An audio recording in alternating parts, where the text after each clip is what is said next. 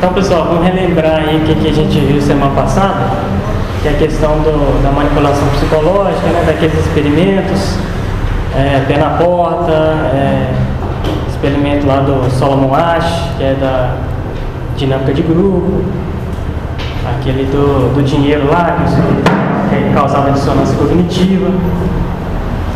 Bom, isso tudo aí veio a ser usado como ferramenta para a educação, né? Porque a educação passou a ter o objetivo não de propriamente educar, mas de prover um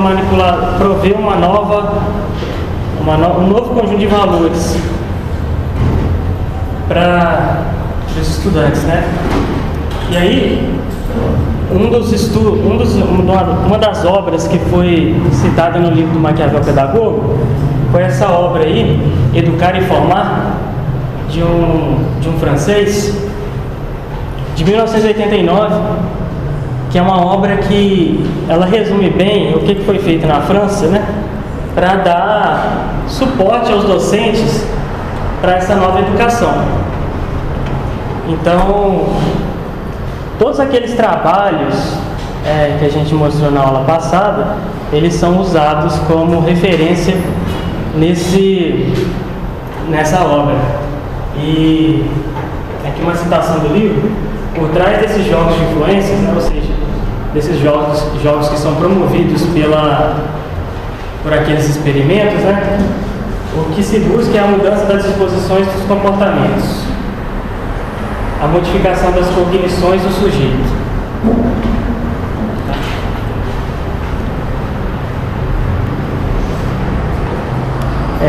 Então o autor, ele detalha todas aquelas técnicas que a gente viu, né? Dissonância cognitiva, dinâmica de grupo, influência do prestígio. Influência do prestígio eu não falei, mas é uma coisa muito básica, é como se fosse aquele argumento de autoridade, né? Só que na forma da pessoa, né? Ou seja, se eu sou um doutor aqui e estou falando alguma coisa, vocês tendem a acreditar mais em mim porque teoricamente tem um prestígio, né? E assim o professor também age na sala de aula. A dramatização também, que foi até o Guilherme deu um exemplo aqui do teatro e tal, como isso pode fazer como isso age para mudar, né, as atitudes de uma pessoa. E aí ele cita nesse livro um estudo feito em 1971, que ele dá basicamente a seguinte fórmula, né? Quanto maior o engajamento que o indivíduo tem num certo comportamento, maior será a mudança das disposições dele. Disposições são valores, crenças, né? Posições, atitudes, né? Caso o comportamento divirja das crenças anteriores. Ou seja, quanto mais engajado numa tarefa que é contra os seus princípios uma pessoa está, maior é a tendência dela mudar o comportamento, dela mudar o seu valor. Deu para entender? Por exemplo, se a pessoa entra numa dramatização em que ela, sei lá, por exemplo, lá do aborto, onde ela promove um teatro em que encena um aborto e tal, quanto mais engajada em realizar aquele papel, maior vai ser a tendência dessa pessoa de mudar de opinião com relação a essa questão.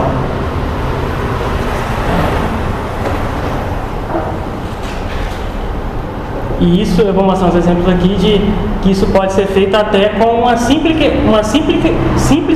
questão para o aluno em sala de aula. Vou mostrar a questão já já. E assim também funciona caso o comportamento da pessoa concorde com suas crenças. Ou seja, se ela se engaja numa atitude que concorre com aquela crença dela, ela tende a reforçar a crença e não mudar, né? Então basicamente é o seguinte: se eu creio em X, mas sou conduzido a fazer Y, é uma coisa contrária a X, quanto maior for meu engajamento nessa tarefa, mais eu vou tender a crer em Y e menos em X. Essa forma.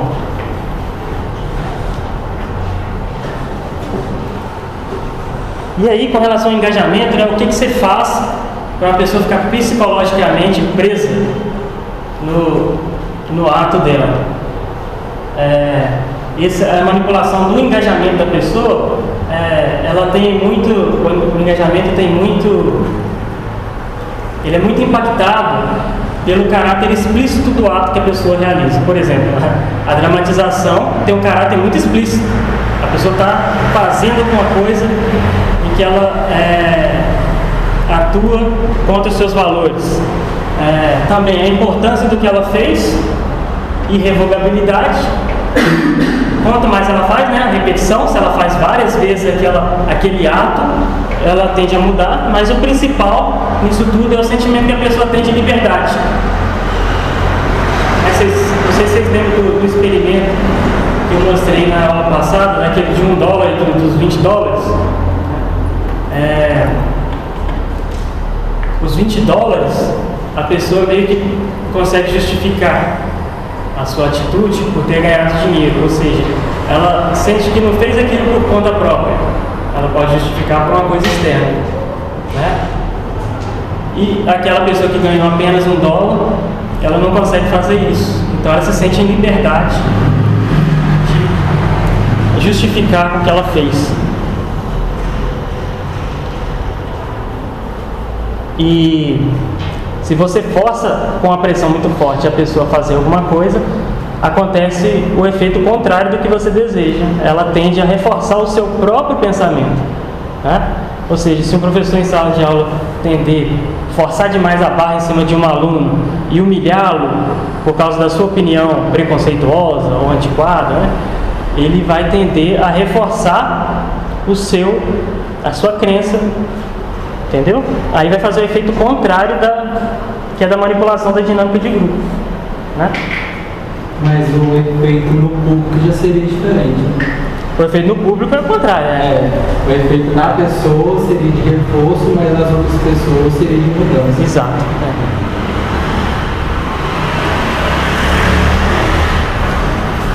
Então, a dissonância cognitiva trazida pelo engajamento numa ação leva a pessoa a justificar o ato que ela fez, né? Isso a gente já tinha visto, através de um novo ato justificador ou através de um novo valor, né? Ela pode mudar o valor dela. E aí, com a pressão forte, ela não muda de opinião. Se a pressão for fraca, ou seja, se o professor é capaz de conduzir uma pressão tal que a pessoa não se sinta sem liberdade, a pessoa tende a uma mudança e ela passa a um novo valor que ela está praticando ali, ela passa a enxergar virtudes onde ela não via antes. Muda os seus valores e traz de volta para si o equilíbrio cognitivo dela, da percepção dela. Lembra que eu falei que sempre que é causada uma dissonância cognitiva, a pessoa precisa de arrumar algum jeito de recobrar seu psiquismo, né? Seu equilíbrio psíquico. Aí esse autor da obra fala que é possível que uma conduta possa comprometer de tal modo os valores que é provável que ela conduza a novas condutas e não somente a modificar os valores, ou seja, a bola de neve, né? Uma coisa leva a outra. Aqui vou dar um exemplo de como simples questões podem manipular muito a cabeça de uma pessoa. Eu tive a ideia hoje de pesquisar na internet, né, qual questão que eu poderia colocar. E eu pensei, eles difamam muito a Igreja Católica nas escolas hoje em dia, né? Isso é sabido de todos. Então eu peguei um assunto que é muito mal explicado na escola, mal explicado para dizer, né, para ser muito caridoso. Peguei a Inquisição, assunto do qual só se fala bobagem em sala de aula, né? Aí busquei na internet questões sobre a Inquisição, como se eu fosse um estudante. E olha só que beleza essa questão aqui, ó. Quem foram os que mais sofreram com a Inquisição medieval? Ou seja, na própria pergunta, eu já coloquei uma premissa totalmente errada, né? Ou seja, a Inquisição só fez sofrer. não expliquei nada, né? Coloquei a coisa de uma forma totalmente desfocada, né? E aí a resposta certa aqui na questão, obviamente, não sofreram os católicos, né? Não sofreram os camponeses, muçulmanos e padres, nem os cavaleiros medievais, né? Quem sofreu? Judeus, mulheres consideradas praticantes de bruxaria, cientistas e pessoas que não seguiram a fé católica. Ou seja, né? O que tende a ficar para o aluno nisso? A Igreja Católica perseguia as pessoas sem motivo nenhum. Né? Isso tudo vem com uma premissa nessa questão aí. Né? Perseguir com a cientista. Contra a ciência, né? Então isso tudo vem tem tanta coisa aqui que dá. É real mesmo essa questão, você achou?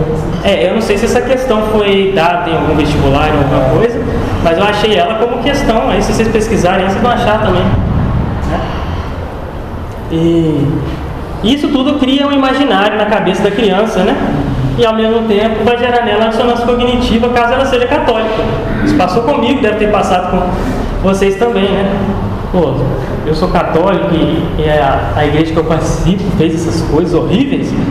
Pô, dissonância, né? Eu tô ali respondendo uma questão, meu professor é autoridade sobre o assunto, né? Tá falando isso, então se eu continuar apoiando a igreja católica, eu estou errado. Eu tenho que arrumar uma saída para equilibrar meu psiquismo nesse momento. A criança é fraca, não sabe exatamente, ou a criança não, a adolescente também às vezes não sabe direito a história, e ela tem que começar a achar que a igreja estava errada, enfim, né? Que isso aqui, que essa palhaçada aqui é verdade, né? Uma outra questão parecida, além dos objetivos religiosos, a Inquisição teve também finalidade econômica, ou seja, a coisa de... Aí a resposta correta é sim, pois a Inquisição, ao julgar e condenar uma pessoa, retirava e ficava com seus bens materiais. Eu não sei nem se isso realmente pode ter acontecido em algum caso, às vezes até em algum caso aconteceu alguma coisa desse tipo, mas aqui também é a mesma coisa. A manipulação é ridícula.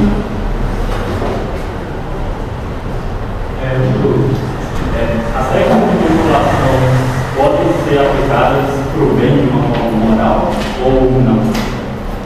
Eu pensei nisso. Eu creio que não. Essa é uma pergunta difícil, né? Eu pensei nisso quando, por exemplo, a gente marca uma marcha. Geralmente, depois da marcha, muitas pessoas confirmam isso, né? Confirmam de fato seu apostolado, por exemplo. Vamos fazer uma marcha pró-vida. Então, o engajamento público, por exemplo, eu estou lá gritando, não ao aborto, viva a vida e tal. Isso, de certa forma, seria uma técnica, mas não é, de fato, com a intenção da técnica, né? Porque não é para mudar o comportamento, mas é para simplesmente ter um ato público daquilo que ela defende. Né? Mas, de certa forma, talvez o efeito de engajamento seja presente. Eu vou falar uma frase que desde a semana passada eu estou pensando. É muito comum isso, a gente falar em pregação e tudo, só que é exatamente isso. Quem não vive como crê, acaba crendo como vive.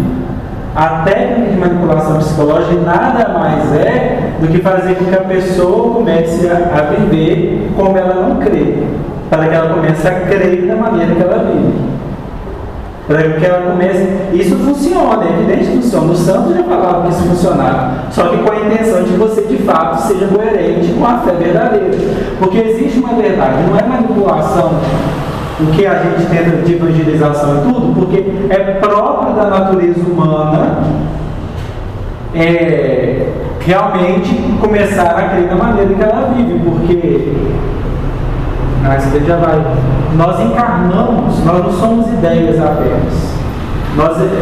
Os nossos atos, eles correspondem a quem somos de fato. Então existe isso na nossa natureza. Só que o lado do mal pega justamente essa natureza humana para poder perverter. Mas é algo próprio, é assim que a gente é educado. Você é educado a partir da imitação. Por que testemunhos arrastam É por essas coisas que você é educado. Mas a manipulação está justamente em você desviar o foco. Eu não chamaria de manipulação você fazer o que é o normal, que seria um processo de educação normal. Mas porque tanto é próprio da natureza humana que funciona. Se não fosse próprio da natureza humana, não iria funcionar. É próprio, mas é uma manipulação porque o objetivo foi permitido. Então, assim, não seria moral você manipular alguém para o bem, uma manipulação do bem, mas isso não seria manipulação se você estivesse fazendo a coisa como ela deve ser feita. Um pai não está manipulando o filho ao dar um exemplo para ele, mas isso funcionaria se ele estivesse dando um mau exemplo para o mal. Entendeu? Não sei, pelo menos eu não entendi.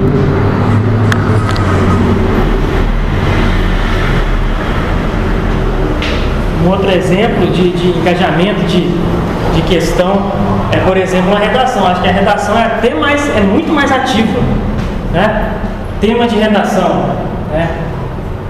Outra pergunta, é mais fácil você falar a favor ou contra nesse tema aqui? Segundo o Conselho da ONU, 47 mil mulheres morrem ao ano no mundo em função de abortos realizados, outras 5 milhões e tal, as mulheres estão sofrendo, muitos estão morrendo, né? Aí eles colocam isso aqui é o tema da sua redação. É mais fácil você falar a favor do que eles estão falando aqui ou contra? A favor, né? A contra é muito difícil. Como é que você arruma argumentos para dizer uma redação? Então, todo mundo vai entender usar esses argumentos que estão aqui e colocá-los na redação. Mas no momento que você está fazendo essa redação, você está produzindo um ato de engajamento numa ação contrária à sua própria crença. E aí você vai passar a acreditar naquilo que você está escrevendo.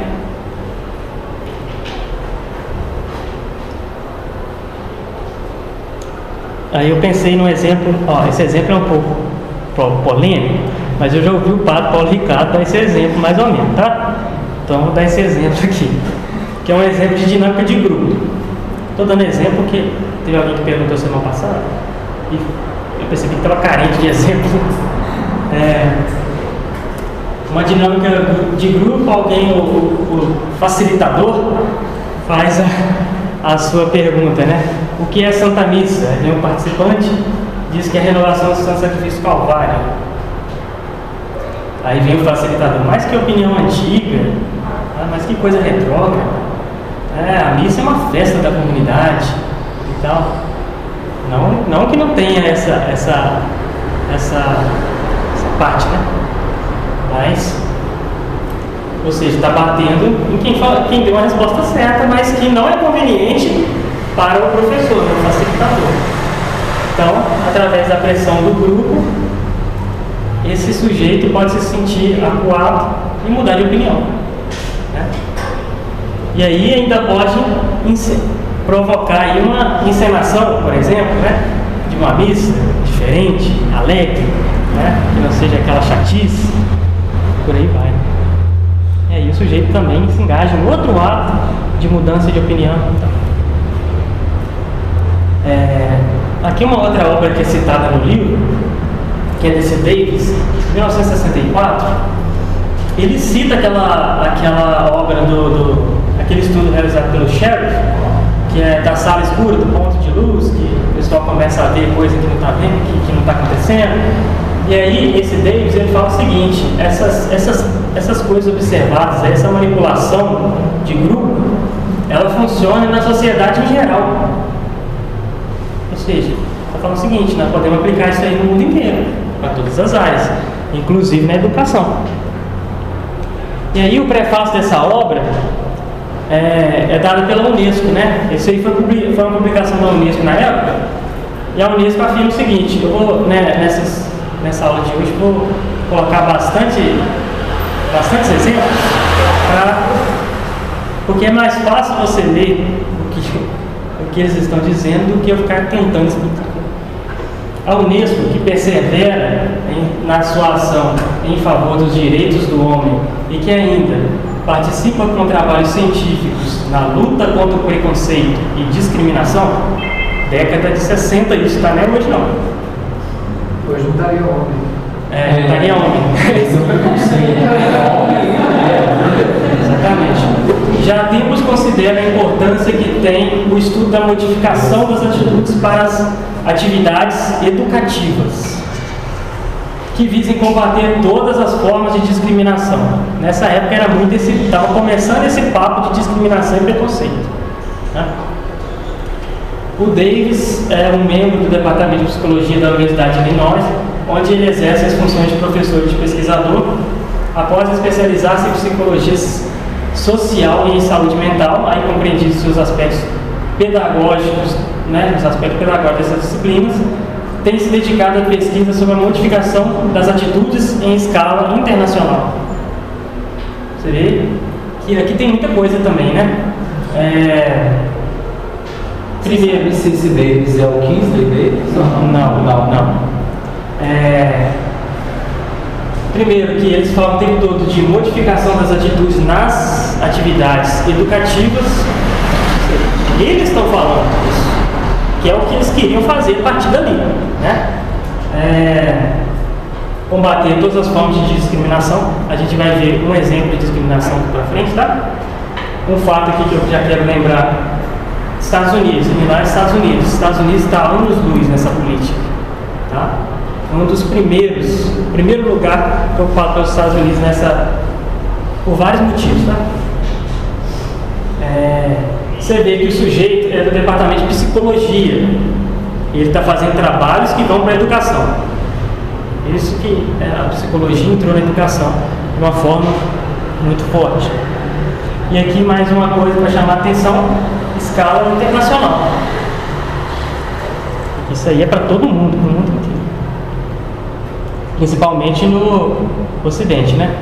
Aqui uma citação do Davis: os estudos orientados para a comunidade, os quais levam em conta esse fato, o fato da tendência à conformidade aos costumes estabelecidos, ou seja, o sujeito sai da família, vai para a escola, mas ele tende para o que a família ensinou. Então eles viam isso como obstáculo, tá? Então os estudos visam a reconversão, em certo sentido, de comunidades inteiras, nas quais é necessária a modificação das normas e das práticas estabelecidas, a fim de aperfeiçoar as atitudes intergrupos e de colocar todos os grupos em pé de igualdade. Olha só o tanto de coisa que tem assim. Vocês estão...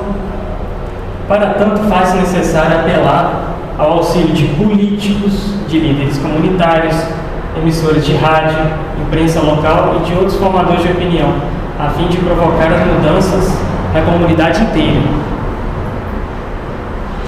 Deu para entender que eles estão querendo mudar tudo, mudar toda a organização da sociedade ocidental. Através de políticos, né? Tudo, né? Aí vem os professores também como uma parte, né? E a escola.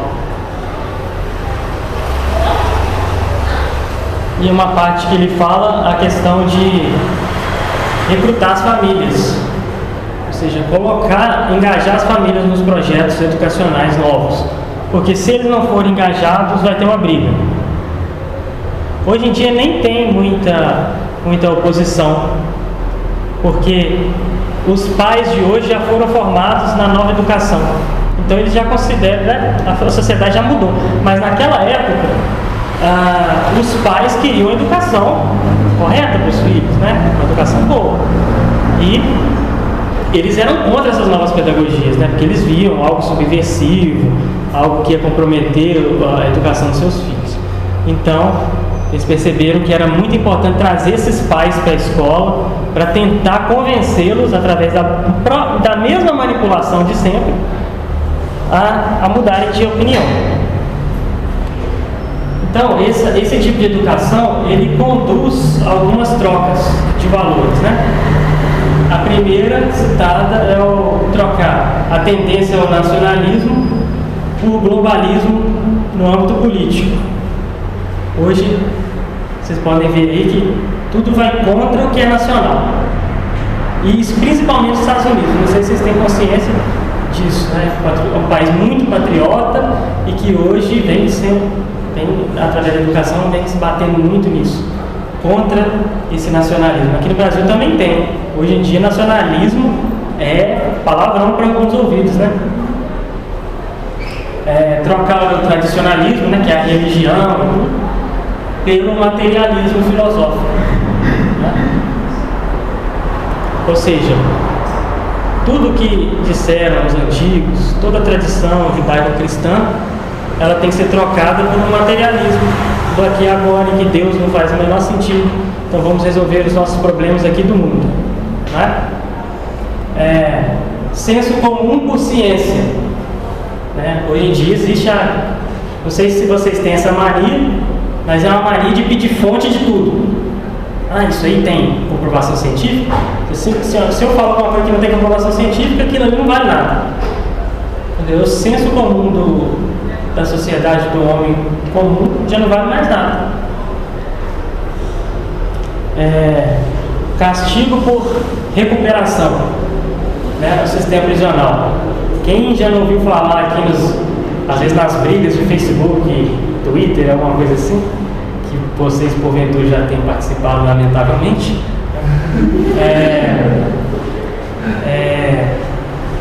já não se falou de o preso tem que ser recuperado na cadeia, né? Tem que ser ressocializado e tal, e aí fica assim, o sujeito então que é preso, a única coisa que tem que acontecer é ele ser ressocializado magicamente lá dentro, né? Não, mas isso é uma invenção muito grande, porque o primeiro motivo de um sujeito estar preso é que ele é um perigo para a sociedade. Ele não vai para a cadeia para se recuperar, ele vai primeiro para ficar afastado porque ele é perigoso.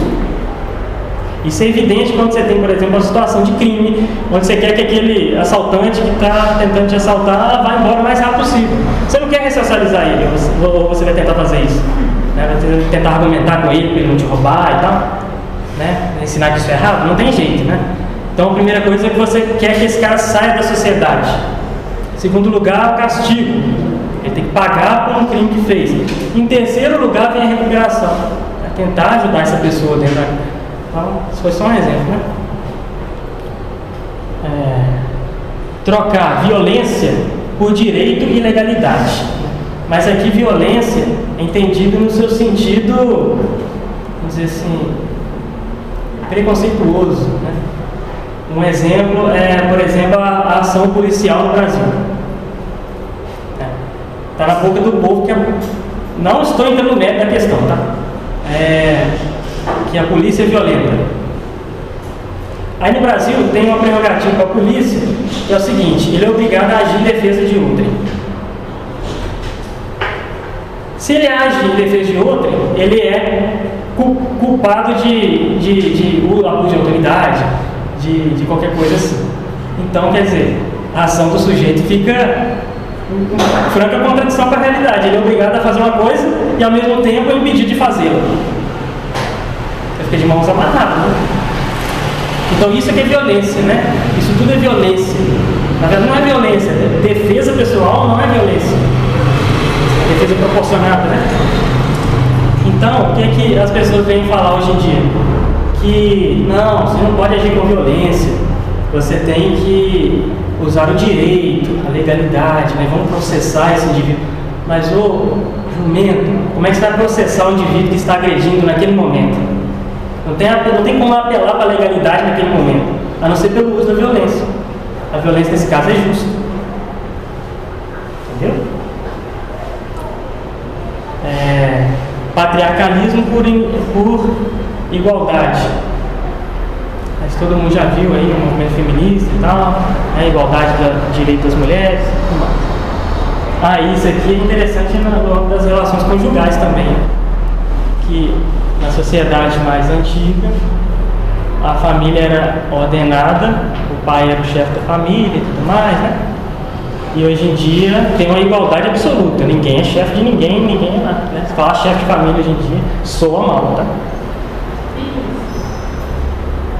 Você pode explicar essa questão do senso comum de consciência de novo? Sabe por quê? Pensando assim, que tanta coisa tem aparecido, tem tantas ideias têm surgido, não seria viável validar os argumentos por meio de algo científico? porque do senso comum. Entendeu? Não sei se eu fico. Não, sim. Pode falar. Então, em ciência aí, leia-se comunidade científica. Cientificismo. E não a verdade. Né? Porque o senso comum possui verdade. Mas se você hoje fala uma verdade que é evidente para a pessoa, ela vive e fala, mas cadê a comprovação científica? Você entendeu? Sim. É essa a questão. É porque nem tudo está imediatamente disponível pelos meios científicos. Você consegue chegar a verdades por via sem usar metodologia científica, digamos assim. Só que a ciência ela adquiriu um caráter de casta sacerdotal e ela tem a bola da lei. Então, se um cientista fala X é verdade. Um dos exemplos é a questão da existência de Deus, por exemplo. Quando uma pessoa comum da roça fala, é óbvio que Deus existe, olha essa beleza maravilhosa. Esse é o senso comum dele, falando. Mas o cientista vivo assim é um idiota. Não há comprovação científica desse sentido. E é impossível provar isso. Sim, que é impossível provar pela limitação da ciência. Mas assim, você entende? As pessoas tendem a acreditar no cientista ao invés desse senso comum que é óbvio, é a verdade, parece isso. A ciência recorta objetos e diz coisas sobre aqueles objetos. Como é que você vai recortar Deus e testar ele no método científico? Isso é absurdo por si só, não tem jeito, né? Não sei se é Vale lembrar que a ciência do dia positivista e outros pontos que propôs o positivismo propôs também como religião. Então, depois da Revolução Francesa, quando ele propôs o sistema dele, ele queria uma sociedade toda organizada única e exclusivamente pela ciência. Tanto é que existem templos positivistas no Brasil. Tem no Brasil 2 igrejas por isso. Religião. Para pensar também nessa questão do senso comum, que são ligados à igreja em si.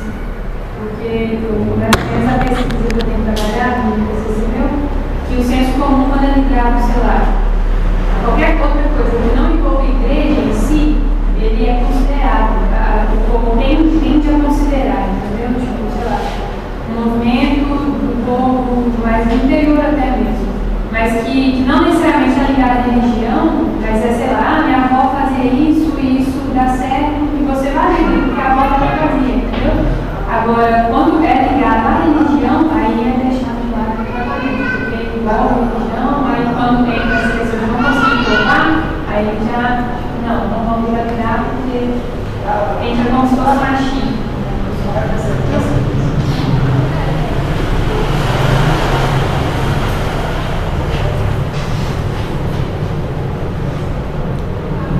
Como alcançar essa mudança, né? Já está citado lá no estudo que eu mostrei anteriormente, é através de todos os agentes da sociedade, né?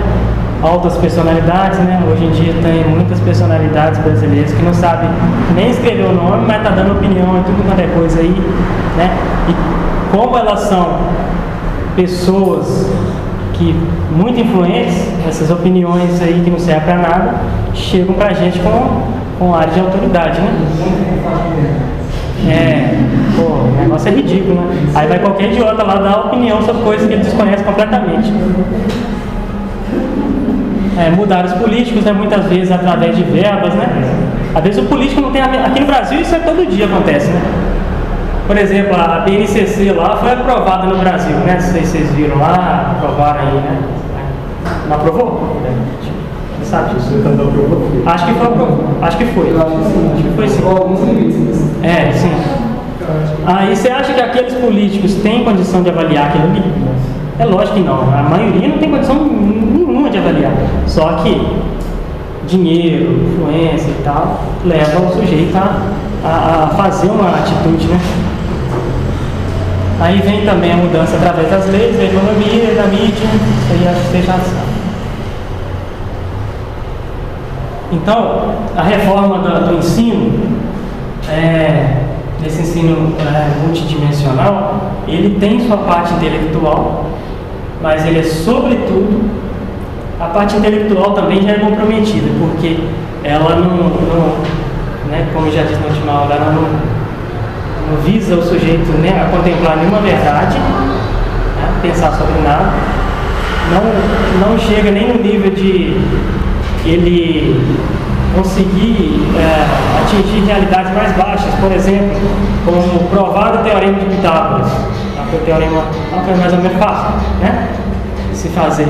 Ele não chega nem nesse ponto, é simplesmente assim, ó, o teorema de Pitágoras é assim, vamos fazer um exercício. Entendeu? Esse é o ensino cognitivo que tem hoje na escola. Ele é prático, muito prático. Assim, só trata das questões que as pessoas vão usar na vida delas e nem uma gota a mais. Tá? Escutei um relato hoje de uma professora, esses dias que eu escutei um relato de uma professora, que uma estagiária, né, da educação, que ela vendo uma aula de matemática de uma professora, né, como que era a aula de matemática da professora? Ela chegava assim, por exemplo, com o teorema de Pitágoras, ela mal explicava o que era e ia direto, vamos fazer exercício sobre o teorema de Pitágoras. A fórmula é essa, o lado é esse, o lado, vamos fazer a conta aqui. Assim que faz, tá vendo, gente? Na minha época, eu não sei nas de vocês, primeiro a professora pelo menos fazia uma prova daquilo. Mostrava no quadro por que aquilo ali é assim, para você poder entender por que aquilo ali é assim. Não só pegar, né? Ela ensinava como é que era feita a enxada, depois ensinava você a capinar, né? Basicamente isso. Agora não, é só capinar mesmo e na graduação, a gente tem um episódio que eu lembrei que era questão de operação unitária, aí tinha todo um desenvolvimento, existia todo um porquê da equação ser daquela maneira. Exato. Aí a professora disse, gente, se alguém quiser, eu até posso tentar provar isso, mas não tem necessidade nenhuma, a fórmula é essa aqui, então o uso é assim que funciona. E né, quem faz, acho que todo mundo da engenharia passa por isso. Porque a pessoa não tem interesse de ver, mas por que é assim? Eu acho tão legal de provar as coisas. Eu gostava de cálculo 2, hoje eu vi a professora provando que a soma de infinitas coisas dava uma coisa e falava, gente, que legal. E o pessoal realmente não queria saber. Então, é só para a prática, ou seja, é para formar só a pessoa no trabalhinho lá técnico, tá? Bons cidadãos trabalhadores. Ninguém precisa pensar muito, não.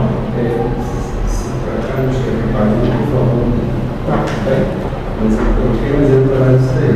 Eu trabalho com meio energético.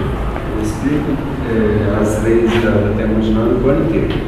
Mas não propriamente as leis, mas eu ensino os estudantes das áreas biológicas a entenderem o energético, entender, não só calcular o data. O tempo mínimo que eu uso é para fazer o cálculo, né? E aí, com muita frequência, eu encontro na sala de aula o estudante reclamando assim, mas por que gastar tantas semanas? A gente precisa saber fazer o cálculo, pronto. E aí eu vejo que existe uma pressão dos próprios estudantes, porque eles precisam aprender uma série de técnicas novas, de última geração, na área de biológica assim, né? A gente é atropelado por uma série de revoluções tecnológicas, então essa coisa das bases a gente fica comprometido, né? Então, é isso aqui.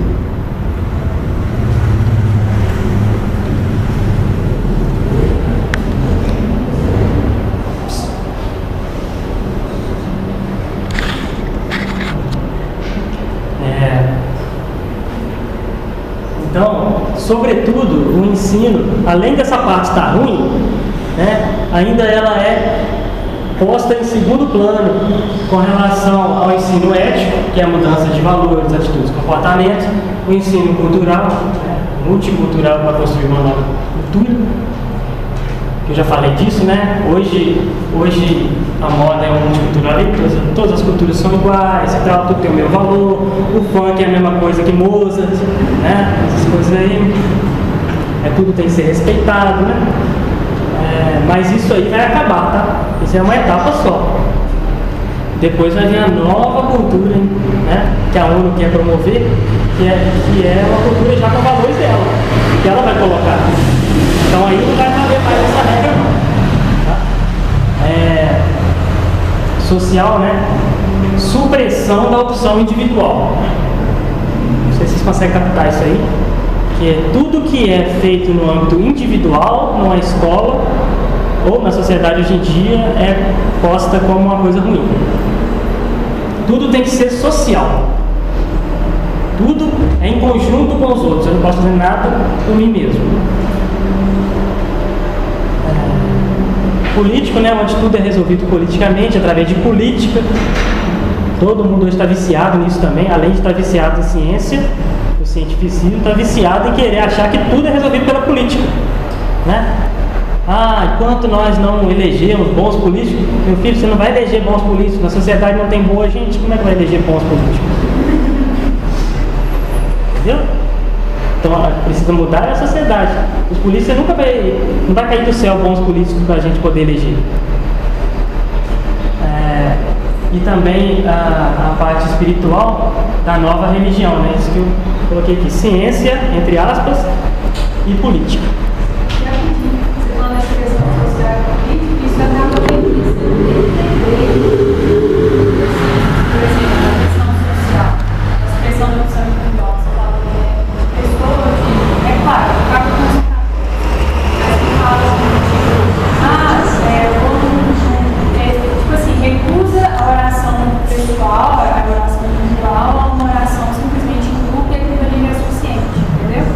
E aí a questão do político também, já conversei com pessoas que infelizmente saíram da igreja, mas que falam, não, Jesus é um líder político, e vê Jesus como um líder político e simplesmente, sabe?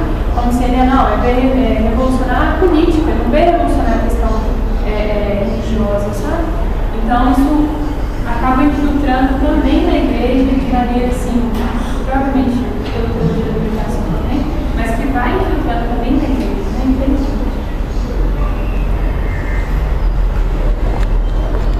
Hoje eu tenho a impressão de que há um certo preconceito, por exemplo, com as ordens religiosas, né? Dessas contemplativas, que, o que esse povo fica aí? Não serve para nada isso. Para que você vai ficar aí rezando sozinho? Não serve para nada. Né? Você devia estar aqui fora, agindo no mundo, agente social e tal. Né?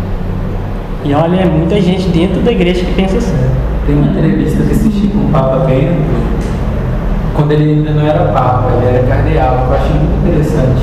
É triste, né? Mas é muito preciso, que ele fala que ele tinha medo de que a igreja se tornasse apenas uma organização social onde a fé não fosse mais importante. Que é o que muita gente vê a igreja. A igreja é como uma mera organização social, até pensa em coisas boas, mas a fé já não é importante. Então, independe do que você está querendo, a gente só está junto aqui com um objetivo social. Mas a fé já não, porque a fé não é algo real. Porque a fé não é algo real. Não é o objetivo. Isso é simplesmente algo assim, para poder unir a causa. Mas eles não é visto como algo real. Você pode querer qualquer coisa aí, desde que você esteja aqui comigo ajudando os pobres. Não que não tenha que ajudar os pobres, mas. E também o Pascal Bernardin nesse livro, ele fala que, na verdade, esse tipo de ensino ele acaba prejudicando os pobres. Por quê? São os pobres que não vão ter condição nenhuma de conseguir um ensino melhor um pouco. Porque eles vão ficar à mercê da camada mais baixa da educação, que é essa educação nova. Então, as camadas dos ricos, eles vão poder pegar algumas escolas melhores, que os professores ainda ensinem alguma coisa melhor, né? Mas presta atenção, isso não quer dizer que a escola particular aí da cidade vai estar educando ninguém não, tá? Ela está no mesmo padrão, tá? Algumas aí por aí vão de fato fazer isso. E o que é a ética da Unesco, né? É a ética dos direitos humanos estendido ao social, lembrando, né? Da questão individual social, então não é o direito humano da pessoa, é o direito do social. E aí vem como direito habitação, alimentação, trabalho, saúde. A Constituição brasileira, por exemplo, ela consagra todos esses direitos humanos aí, né? Olha, se eu tenho direito a trabalho, o Estado está faltando comigo se eu estou desempregado. Cadê? Tem que resolver o problema. Saúde. Se eu não tenho saúde, né, se eu preciso de um médico, alguma coisa, o Estado tem que prover. Se ele não prover, é inconstitucional. Entendeu? Que eles pedem uma coisa que eles não podem cumprir. Né? Eles dizem que você tem um direito, mas você não tem, porque não dá para fazer. Direitos das crianças. Hoje em dia também bem na moda isso. Que é principalmente hoje um direito de ir para a escola. As pessoas não percebem que caíram numa pegadinha, né? Que é a obrigação de ir para a escola. Ninguém tem direito de educar em casa. Mas o quê? Para levar o tipo, principalmente no caso do nosso brasileiro, para incutir ainda mais esse pensamento de que é direito, só que por trás da obrigação da criança ir para a escola, você traz outras políticas sociais que vão subsidiar isso aí. Por exemplo, condição para manter o Bolsa Família, a frequência na escola. Então, quem trabalha com o ensino básico, se vocês perguntarem a maioria das pessoas, elas conseguem relatar que até o último dia de aula, há crianças que vão até a escola, por mais que não tenha mais nada. Mas por quê? Porque tem que computar a frequência para estar recebendo o Bolsa Escola. Então, pega-se outras políticas para subsidiar uma que vem ali veladamente. Não, é um direito, e se eu tiver que cumprir com esse dever, esse direito, eu tenho outros direitos. Então, na verdade, não é um direito. É como ele falou, é mais um dever que vai sendo colocado veladamente. Aí tem um exemplo também da National Educational Association, não sei, dos Estados Unidos, que é, né, tipo o MEC dos Estados Unidos, e que lá eles passaram uma lei, né, não sei como é que funciona exatamente, mas que nos Estados Unidos o que o professor diz em sala de aula não pode ser contestado. Ele tem segredo de justiça, vamos dizer assim, né? Então você não pode obrigar o professor a dizer o que ele disse para o seu filho na sala de aula, não. Ele tem o direito de ensinar o que ele quiser de sigilo, né? Então, beleza, isso. Educação para o meio ambiente, multiculturalismo, eu já falei. A política da tolerância, né? Qualquer coisa vale, né? Tudo tem que ser tolerado. Uma passagem do sistema capitalista de competição para um sistema de cooperação. No fim das contas é o quê? Socialismo. Pacifismo, né? Não sei se vocês já viram, né? A falsa ideia de que todas as guerras são injustas. Então, não pode ter guerra, temos que promover o desarmamento civil. Na ONU, eu mostrei na aula passada, tem uma comissão lá da ONU que é só para desarmamento civil no mundo, civil no Pacífico, fraternidade humana, contra a violência estrutural que tem na sociedade. Isso é conversa de comunista, né? Vocês estão vendo que isso aí é a ONU que está dizendo, né? Interdependência entre as nações, que vem um pouco nessa linha de não competição, né? Nós não podemos brigar com ninguém, porque nós todos dependemos uns dos outros e tal, essas coisas.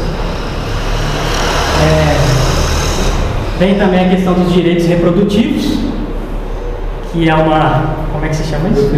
Um eufemismo para dizer assassinato. Assassinato de bebês. Até aborto é eufemismo, né?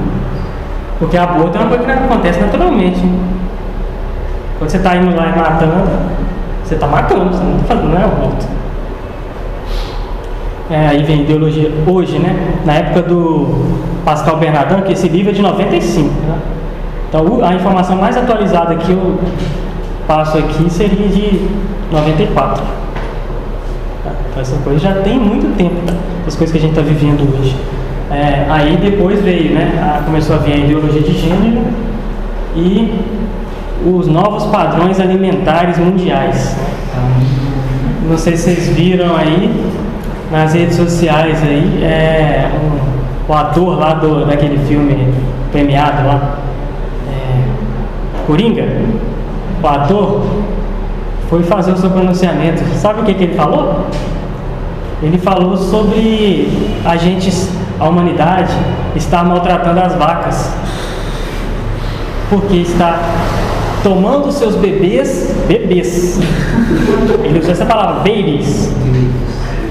Então, a gente maltrata as vacas, a gente pega os bebês das vacas, tira o leite da vaca e vende. No Oscar, né? O cara está fazendo, ou seja, a parte midiática, né? Dessa nova educação. É uma palhaçada completa, mas que faz. As vacas protestando na rua, né? Uma coisa. Aí o veganismo entra como uma coisa, cuidado para não cair, porque não estou dizendo que ninguém não pode ser vegano, né? Não tem problema nenhum. O problema é que você acaba caindo na ideologia. Porque geralmente uma prática ela vem ligada a outras práticas, seja prática política, prática de vida cultural. Então não é só o veganismo, é todo o sistema que liga. É só um veganismo. Aí, por exemplo, como não tem hierarquia, né? Entre vida. Então a vida do ser humano não vale mais que a vida da vaca. Então por que você está maltratando a vaca? Se eles têm a mesma dignidade. É uma coisa, pelo amor de Deus, né?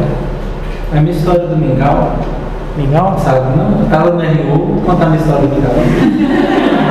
Eu estava no RU comendo meu mingauzinho, tomando café da manhã. Na época eu não sabia que eu era intolerante à lactose. Aí eu estava lá todo feliz.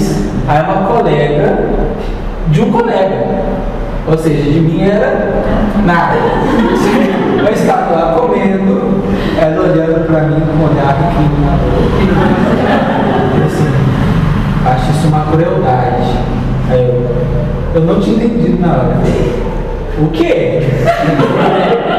Se eu sou uma pessoa com ego, eu não sabia. Ficar tomando leite. Ai meu Deus, deixa que eu tentar explicar. Não, assim, porque na natureza, eu tentei explicar. Na natureza, né, os animais, né, eu falei assim, os animais são como outros animais. Ela, mas é porque eles não têm consciência. Eu quase falei com ela assim, na hora eu pensei, justamente por isso que eu os como. Se tivesse consciência, eu não poderia. Mas aí tá lá. Não, é que eles têm consciência que. Ela tá tentando explicar assim, que o ser humano é diferente, ela virou pra mim. Seu especista, para quem não sabe, é racista de espécie. Porque eu acho que ela valia mais do que uma cachorra, ela estava incomodadíssima, porque ela queria valer tanto quanto. Entendeu? Aí eu era especista. Na hora eu não perguntei se ela tomava banho, porque é uma tremenda sacanagem matar as pobres das bactérias, que também são seres vivos. Mas na hora eu não tive. Eu fiquei tão chocado de ser chamado ali. Não era nem 8 horas da manhã. Esse exercício que eu tive que digerir junto com o mingau aquele julgamento. Mas é um fato verídico. Se tirar os bebês das vacas delas é uma crueldade. Se tirar os filhos dos pais, não. Matá-los é uma coisa satânica, né? Qualquer um fez. Qualquer um que tem essa consciência. Mas aí, se vocês virem alguém dizer aí que a gente é descendente do macaco, né? Não somos descendentes do macaco. Isso é um problema pessoal seu, familiar. Aí eu não tenho nada a ver com isso não. Se você é um macaquinho, o problema é seu.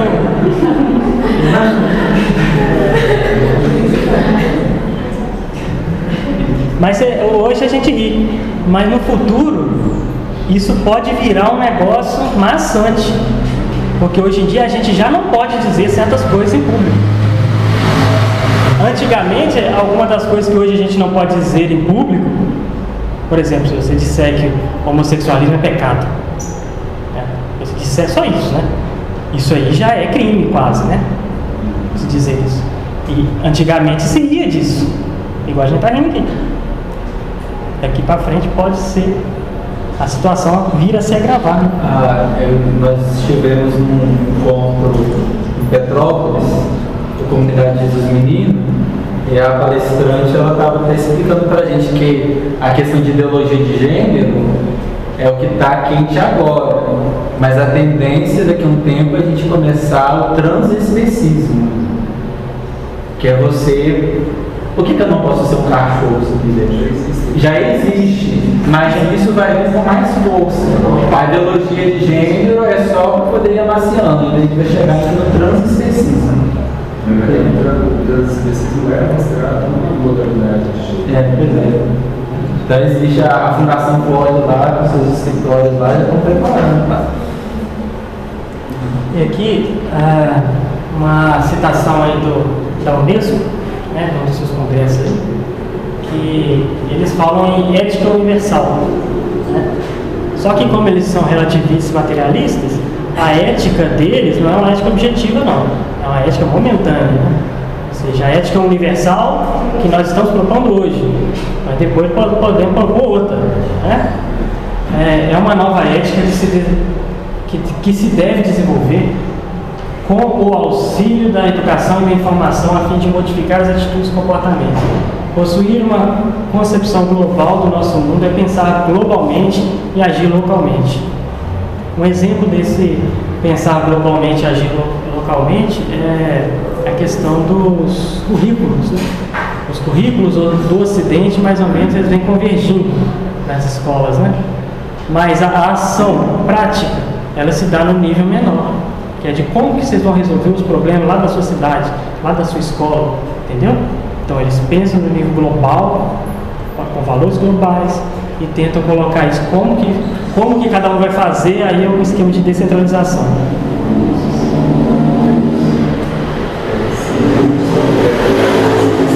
Da ética, ela você pode voltar no slide, por favor?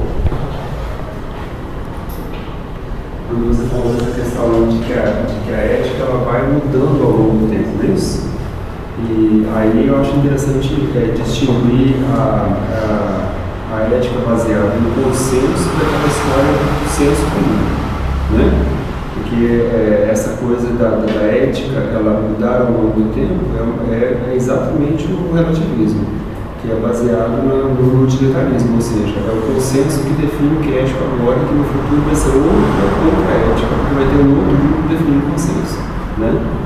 E que é bem diferente daquela discussão sobre o senso comum que a gente fez antes.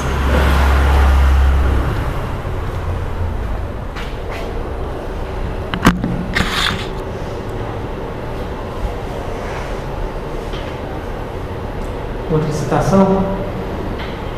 Estou colocando essas citações para vocês verem que eles realmente estão falando essas coisas. Toda adoção de valores morais e de crenças deve ser realizada cientificamente. Olha que palhaçada. Devemos colocar e resolver todos os problemas a partir de pesquisa científica, particularmente a questão da escolha e da adoção das ideias e das crenças deve ser considerada de maneira científica com atitudes científicas. Isso até é de impressionar que alguém assim, tão alto, né? Cargo ia falar umas coisas assim, né? Tão bobas, né? A descentralização mais o engajamento dos pais, né? A quarta conferência do Ministro da Educação da Unesco. Uma educação que privilegie o aspecto afetivo e que forneça conhecimentos de certos dados e noções elementares, como eu tinha falado, né? Questão de saber o mínimo possível. No Brasil tem um nome bonito para isso. Está lá na BNCC, nas primeiras páginas tem um nome bonito para isso. Eu não me lembro agora qual que é o nome. Mas na verdade é aprender o mínimo, não ir além daquilo mais básico que você possa usar. O ensino não ser conteudista, será que é isso? Oi? O ensino não ser conteudista? Isso, O próprio termo conteudista é um termo preconceituoso, pejorativo para designar a educação antiga, a educação cognitiva. Porque eles falam, vocês ficam decorando um monte de coisa, não sei o que. Na verdade, isso é só preconceito, né? Não tem nada a ver com o que é feito. Por sua vez, as diversas formas de educação extraescolar, particularmente os programas educativos difundidos pela mídia, poderiam contribuir para a neutralização familiar dos preconceitos. Tá vendo? Eles querem acabar com a transmissão de preconceitos que os pais fazem em casa. Como que eles vão fazer isso? Tentando engajar os pais dentro da escola, para que eles também sejam educados no mesmo processo. Isso antigamente. Como eu disse, hoje em dia, acho que não há muita necessidade de engajar pais, não. porque os pais já estão desinteressados, já estão com as novas ideias. Então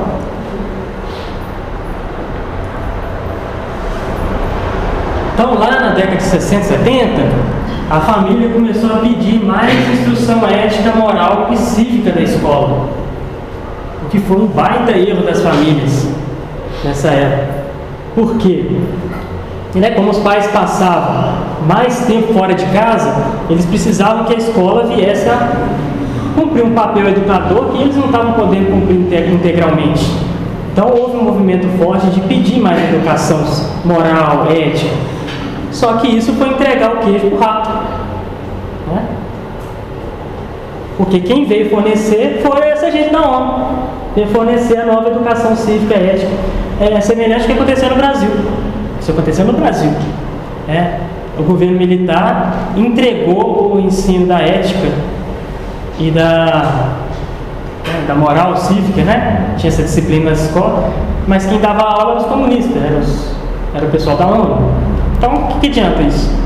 Está trabalhando contra a própria sociedade, né?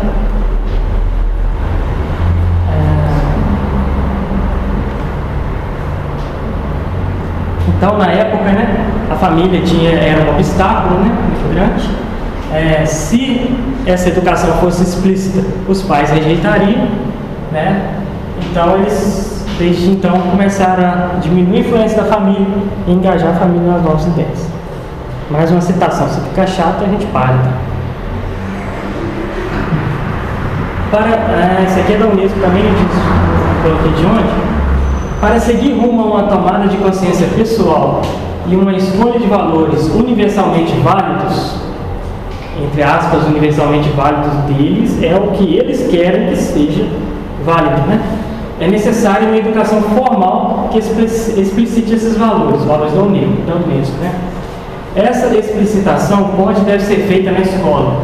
O espírito crítico, né, das crianças, tendo por objeto os valores morais e a reflexão ética, são, portanto, os objetivos da educação formal nas instituições escolares, a fim de que cada criança, cada jovem, possa livremente, sem aquela pressão muito forte, formar uma consciência ética, a qual permite discernir o justo do injusto e desenvolver atitudes e comportamentos fundados sobre o respeito ao outro, sobre a compreensão do bem comum à humanidade, direitos humanos e a paz.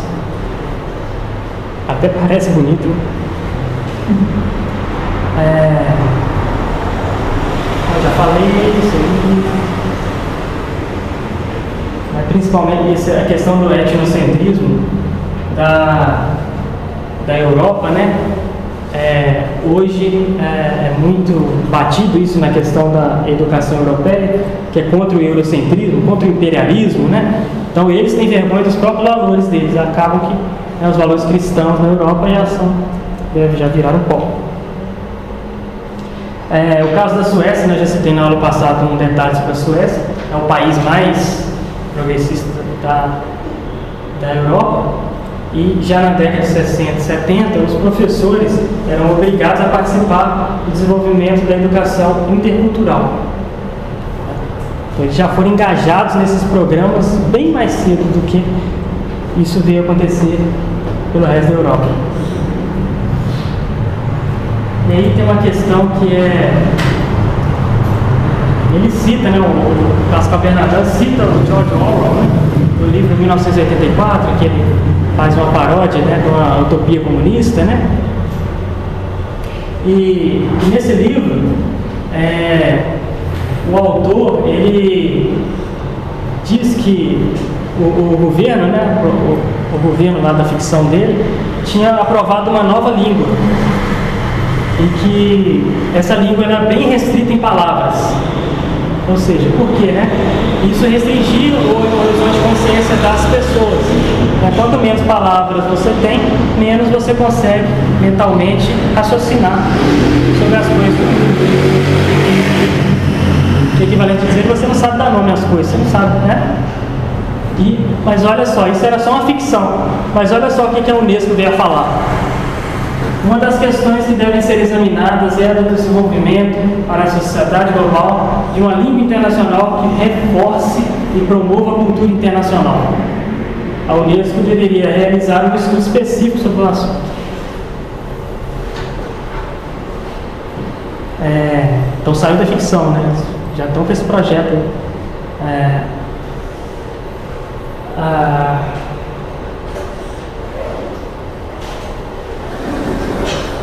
Vou pular algumas coisas, já está acabando o tempo. Então, essa decadência moral, ela é projeto deliberado. Passa do lado de lá.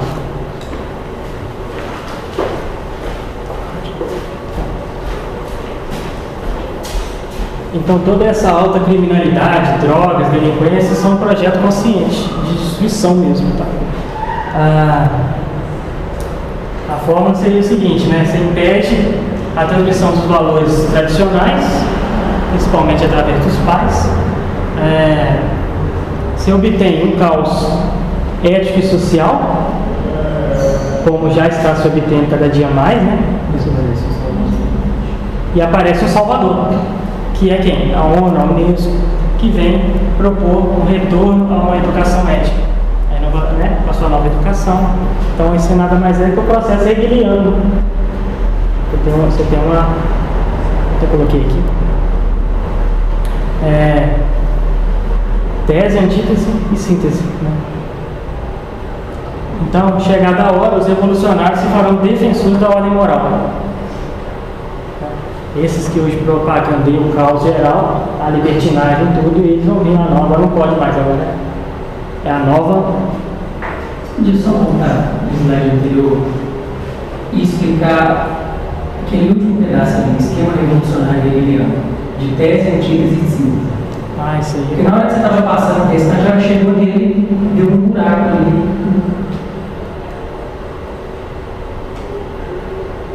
Na verdade, a parte ruim que eu aprendi, que é a parte ruim do sistema de Hegel, é o elogio ao trabalho do negativo, né? Então, aqueles que desconstroem fariam um grande serviço à sociedade, porque eles impactariam as estruturas já estabelecidas e do caos deste impacto surgiriam estruturas novas, né? Então, a herança que Hegel dá para esse tipo de coisa é exatamente o que eles estão fazendo, essa pressão contra os valores personais. Porque o novo é sempre o melhor. Existe, do ponto de vista das escolas éticas, a hegeliana, que seria do consenso, seria o seguinte: o que é o certo e o que é errado? É o que a comunidade decidir a partir da conversa entre eles, do consenso. Baseado no utilitarismo. Só que o consenso pode mudar com o tempo, não importa. Porque por um processo de tese, antítese e síntese, sempre que vier depois vai ser o melhor. É o melhor. Ele falava, a verdade está no futuro. A verdade está no futuro. E como que ele sabia disso? Porque ele era profeta. E ele falava isso, tá? Alguns questionaram ele como que ele sabia que a verdade estava no futuro, né? Porque é contraditório isso, como é que você sabe, né? E ele alegou isso, ele alegou que ele era um profeta. Não, porque quando eu achei que ficou essa distância aí, é porque eu vi logo de cara o método hegeliano de tese, antítese e síntese, mas eu não tinha feito essa ligação com as estruturas de atual, a desconstrução para a reconstrução. Quando eu trabalho na questão de bioética, eles falam justamente disso, que é da comunidade de argumentação que eles chamam a escola ética, digamos assim, que segue Hegel, que seria o melhor, é o que foi decidido. Então, aí não importa se diz disso que o outro disse, é o que vier depois é sempre melhor, porque é assim que caminha a história caminha para a verdade, independente se o negócio está totalmente contraditório. Sobre a questão do ensino de história mesmo, é fato, né, que o ensino de história antigo, ele mostrava por exemplo, por que aconteceu tal guerra, né? Tinha uma explicação. Não é simplesmente assim, alguém estava querendo dominar alguém e isso era uma coisa que eles queriam lucro e tal. Não é só isso. Né? Isso é por vários motivos. Mas isso contrasta, essas explicações das coisas contrastam com o novo pacifismo que eles querem pregar. Então, é necessário construir um novo ensino da história. Né? Aí a Conferência do Ministério da Educação veio dizer que é necessária a elaboração de um manual de história geral da Europa, bem como o manual da história universal, com a ativa participação dos comitês de historiadores interessados. Isso porque eles não podiam mais aceitar o ensino tradicional da história. Esse aqui já falei. Há muito tempo, vamos lá.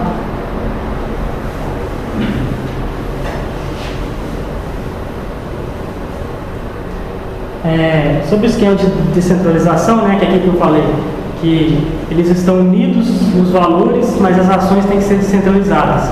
Né? Cada país, cada estado, cada município, cada escola vai resolver o problema do seu local, de como que ele vai implementar essas políticas novas. Né?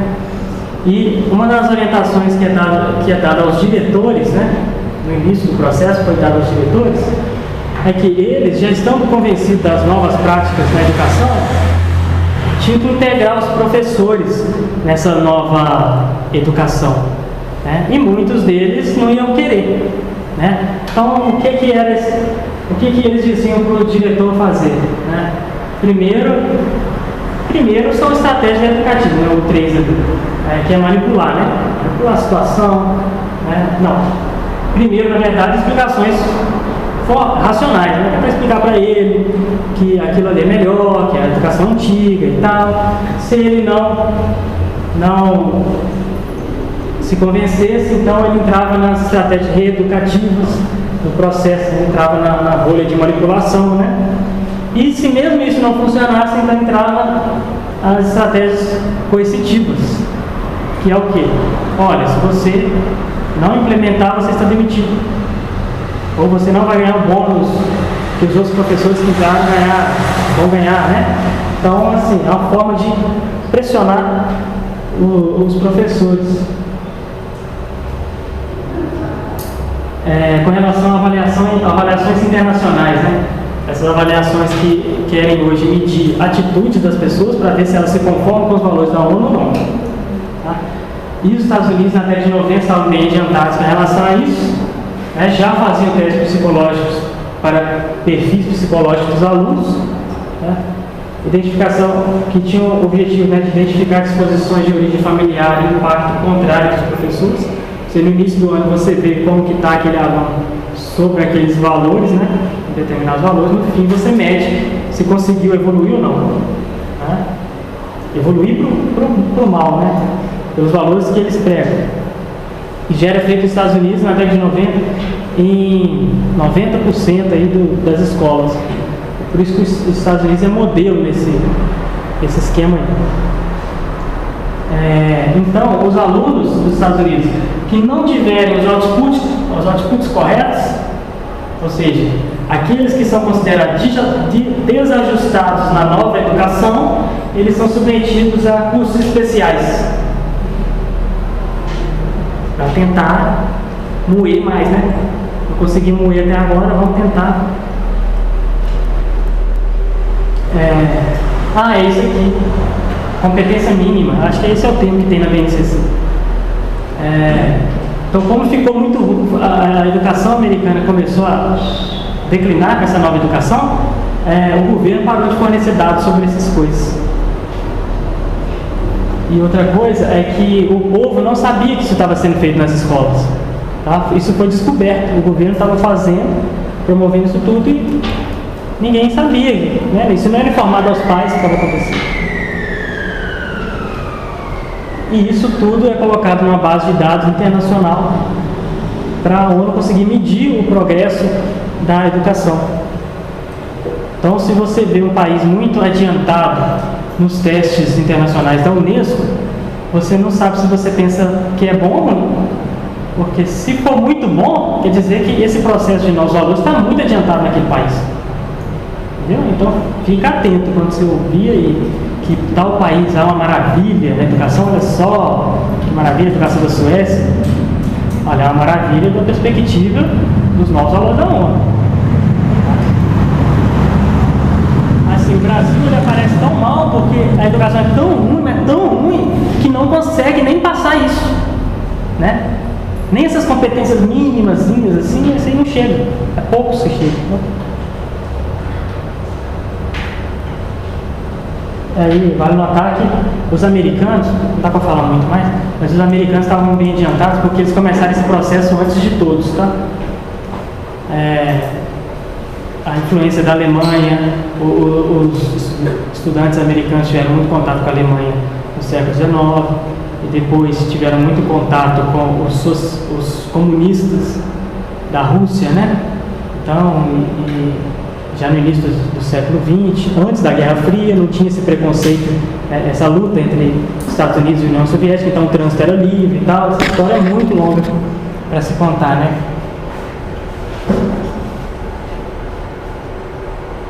Aí, para terminar, tá ruim de ler, mas eu vou ler aqui. Alguém, né, um burocrata lá da ONU falando o seguinte: a situação presente da educação não inspira qualquer otimismo. Em certos países desenvolvidos, a delinquência juvenil aumenta, as drogas, o roubo, o homicídio, a promiscuidade espalham-se entre a juventude. Se, uma vez chegados à idade adulta, esses jovens venham a ter em suas mãos o nosso futuro, nosso destino será uma catástrofe. Mas aí, eu não botei aqui, mas eles falam também que dessa massa toda de pessoas mal educadas, né, que não receberam educação, eles pretendem pegar alguns talentos e levar para as escolas melhores deles, para formar a nova elite que vai controlar o povão que fica com a educação ruim. Acho que acabou minha parte aqui.